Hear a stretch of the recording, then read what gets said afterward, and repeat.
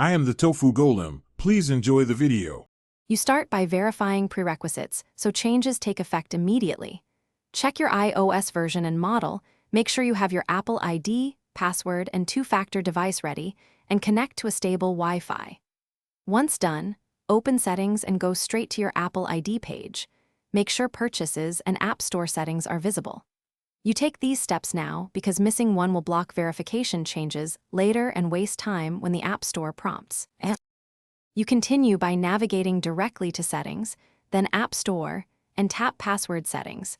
This is where verification rules live.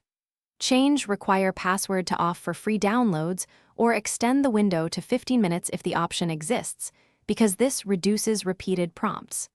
Also disable or relax in-app purchase and biometric requirements if acceptable for your security posture. Doing so prevents the App Store from demanding immediate. You finish by restarting the device and signing out, then back into your Apple ID so the App Store refreshes policy flags.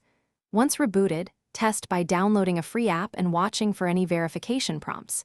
If none appear, your changes took effect. If prompts persist, reset network settings and retry, because cached credentials or a network proxy can force verification.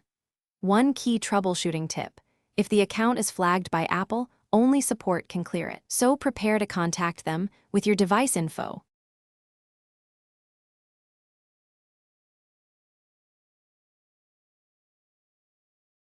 Thanks for watching. Consider subscribing if we helped you today.